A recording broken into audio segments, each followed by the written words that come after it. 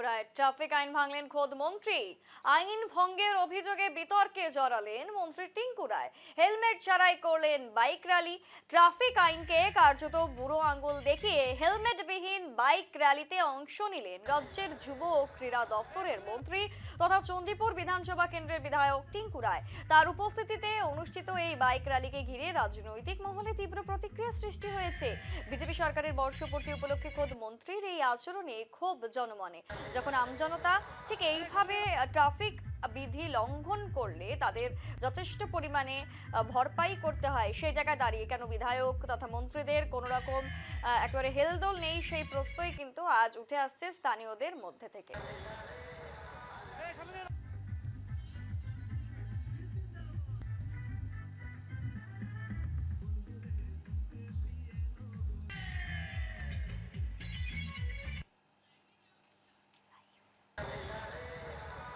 জানবো এই বিষয়ে বিস্তারিত, আমাদের সঙ্গে কিশোর জুড়ে গিয়েছে। কিশোর, ঠিক যেই বিষয়টি উঠে এলো ত্রিপুরায়, যেখানে আমরা ছবি দেখতে পাচ্ছি সানগ্লাস লাগিয়ে একেবারে বিজেপির ঝান্ডা হাতে নিয়ে তারা বাইক র্যালি করছেন, কিন্তু কারো মাথায় কোনো হেলমেট নেই, ঠিক কেন তারা আইন লঙ্ঘন করেছেন? যেখানে মন্ত্রী রয়েছেন তিনি খোদ, তিনি কি ট্রাফিক বিধি সম্পর্কে সচেতন নন? দেখো এসা সেই প্রশ্নটি কিন্তু ত্রিপুরা জুড়ে কিন্তু এখন ঘুরপাক খাচ্ছে এবং সেই ঘটনার পর কিন্তু রাজ্যের আইনের শাসন নিয়ে প্রশ্ন উঠতে শুরু করেছে এবং খুদ সেখানে যিনি রাজ্যের যুব এবং ক্রীড়া দপ্তরের যিনি মন্ত্রী রয়েছেন টিঙ্কু রায়ের সেখানে কিন্তু নেতৃত্বেই সেখানে বাইক র্যালি হয়েছিল এবং অভিযোগ সেখানে কারুর মাথায় কিন্তু হেলমেট ছিল না। সেখানে মূলত ট্রাফিক আইনকে কিন্তু বিদ্যাঙ্গুলি দেখিয়ে তারা বাইক র্যালিটি করেছেন। মূলত সেই ঘটনাটি ঘটেছে ঊনকোটি জেলার চণ্ডীপুর বিধানসভা কেন্দ্রে এবং সেখানে বিজেপির বর্ষপূর্তি উপলক্ষে সেখানে যতটুকু খবর সেখানে যুব মোর্চার উদ্যোগে সেখানে একটি বাইক র্যালির আয়োজন করা হয় এবং সেই বাইক র্যালিতে খুদ মন্ত্রী ছিলেন টিঙ্কু রায় এবং সেখানে কারুর মাথাতেই হেলমেট ছিল না এবং সেই ঘটনাটি যাওয়ার পথে রীতিমতো বিরোধী শিবিরে কিন্তু তীব্র চর্চা সহ কিন্তু রাজনৈতিক চর্চা শুরু হয়েছে। বিশেষ করে সিপিআইএম যুব নেতা বাসুদেব ভট্টাচার্য এবং কংগ্রেস নেতা সৌরভ ভট্টাচার্য তারা অভিযোগ করে বলেছেন যেখানে আমজনতার ক্ষেত্রে পুলিশ ট্রাফিক বিধি অনেক নিয়ম কানুন দেখায়, অর্থাৎ সেখানে বাইক চালক থেকে আরোহীর মাথায় হেলমেট থাকতে হবে, অন্যথায় তাদেরকে জরিমানা সহ মামলা নেওয়া হচ্ছে তাদের বিরুদ্ধে। সেখানে শাসক দলীয় নেতা বলো বা মন্ত্রী বলো তাদের ক্ষেত্রে কেন পুলিশ নমনীয় বা সেখানে দ্বিচারিতা পালন করছে, সেক্ষেত্রে কিন্তু পুলিশের ভূমিকা নিয়ে প্রশ্ন উঠতে শুরু করেছে। স্বাভাবিকভাবে মন্ত্রীর এখনো কর্মকাণ্ডে রাজ্যের যে আইনের শাসন কতখানি তাও কিন্তু প্রশ্ন তুলতে শুরু করেছেন। বিরোধীদের প্রশ্ন যে রাজ্যে সেখানে আইনের শাসন নয়, শাসকের শাসন চলছে। স্বাভাবিকভাবে পুলিশ সেখানে নমনীয়তা দেখাচ্ছে। গোটা বিষয় নিয়ে ঊনকোটি জেলা সহ কিন্তু গোটা রাজ্য জুড়েই বেশ চর্চার কেন্দ্রবিন্দু হয়ে দাঁড়িয়েছে সেই বাইক র্যালিটি।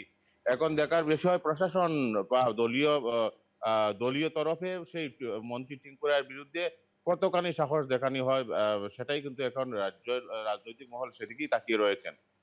এসা একদমই, যে তথ্য উঠে এলো যে একেবারে ট্রাফিক বিধি ভেঙেছেন স্বয়ং মন্ত্রী, এবং এখন প্রশাসনের পদক্ষেপ কি থাকে সেই দিকে তো নজর রয়েছেই। কিন্তু এখন আরো একটি বড় প্রশ্ন উঠছে, যখন সাধারণ মানুষ ট্রাফিক বিধি যখন লঙ্ঘন করে, হতে পারে যে তারা ইচ্ছাকৃতভাবে করছে বা কখনো কখনো কিন্তু অনিচ্ছাকৃত এই ঘটনাগুলি ঘটে থাকে, কিন্তু তাদেরকে কিন্তু বিরাট অঙ্কের একটি টাকা বা ফাইন তাদের কিন্তু দিতে হয়।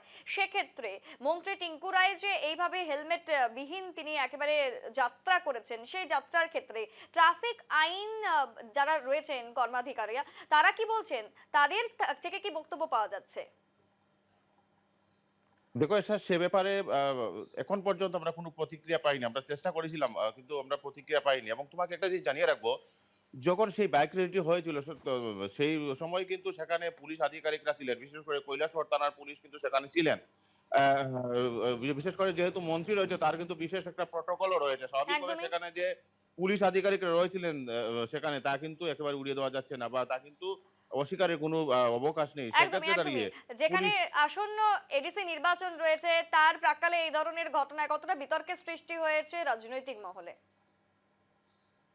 একেবারে এসা সেখানে কিন্তু রাজ্য জুড়েই আমি আগে বলেছিলাম রাজ্য জুড়ে কিন্তু বিতর্কের সৃষ্টি হয়েছে এবং সেটি কিন্তু বিরোধীরা অনেকটাই তারা রাজনৈতিক মাইলেজ দিতে শুরু করেছে। একজন মন্ত্রীর এহেন কর্মকাণ্ড স্বাভাবিকভাবে রাজ্য জুড়েই তো কিন্তু আলোড়ন সৃষ্টি হয়েছে এবং তুমি যেটা বললে যে এডিসি নির্বাচনের আগে শাসক বিজেপির একজন মন্ত্রী এবং বিধায়কের এহেন কর্মকাণ্ড স্বাভাবিকভাবে বিরোধীরা মাইলেজ নিচ্ছে।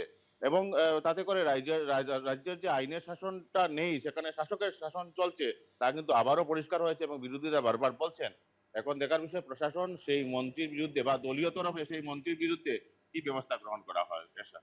বেশ, অসংখ্য ধন্যবাদ। আমাদের সঙ্গে কিশোর জুড়ে গিয়েছিল এবং যে তথ্য উঠে এলো যে ট্রাফিক আইন ভেঙে এবারে বিপাকে পড়েছেন খোদ মন্ত্রী, যদিও তার বিরুদ্ধে এখনো পর্যন্ত কোনো পদক্ষেপ গ্রহণ করা হয়নি সেখানকার একেবারে যারা পুলিশ প্রশাসন রয়েছে তাদের তরফ থেকে, অথবা এখনো কিন্তু দলীয় তরফ থেকেও কোনো রকম মন্তব্য দেওয়া হয়নি।